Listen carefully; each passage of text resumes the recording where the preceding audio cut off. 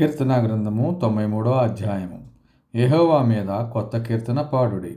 సర్వజనులారా యెహోవా మీద పాడుడి. యెహోవా మీద పాడుడి. ఆయన నామమును స్తుతించుడి. అనుదినము ఆయన రక్షణ వార్తను ప్రకటించుడి.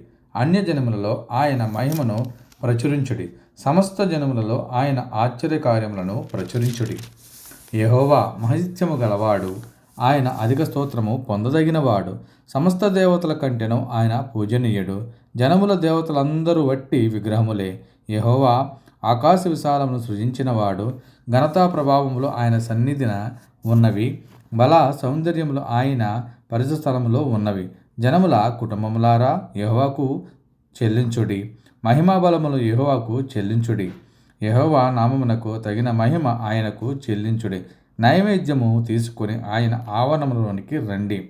పరిశుద్ధ అలంకరములు ధరించుకుని యెహోవాకు నమస్కారము చేయుడి. సర్వజనులారా ఆయన సన్నిధిని వణుకుడి. యెహోవా రాజ్యము చేయుచున్నాడు. లోకము కదలకుండా స్థిరపడి ఉన్నది. న్యాయమును బట్టి ఆయన జనములను పరిపాలన చేయును. ఈ వార్తను అన్ని జనములలో ప్రకటించుడి. యెహోవా వేంచేయుచున్నాడు. ఆకాశము సంతోషించునుగాక, భూమి ఆనందించునుగాక, సముద్రమును దాని సంపూర్ణతయు ఘోషించునుగాక, పొలమును దాని యందు గల సర్వమును యెహోవా సన్నిధిని ప్రహర్షించునుగాక, వనవృక్షములన్నీ ఉత్సాహధ్వని చేయునుగాక. భూజనులకు తీర్పు తీర్చుటక యెహోవా వేంచేయుచున్నాడు. న్యాయమును బట్టి లోకమునకు, తన విశ్వాసతను బట్టి జనములకు ఆయన తీర్పు తీర్చును.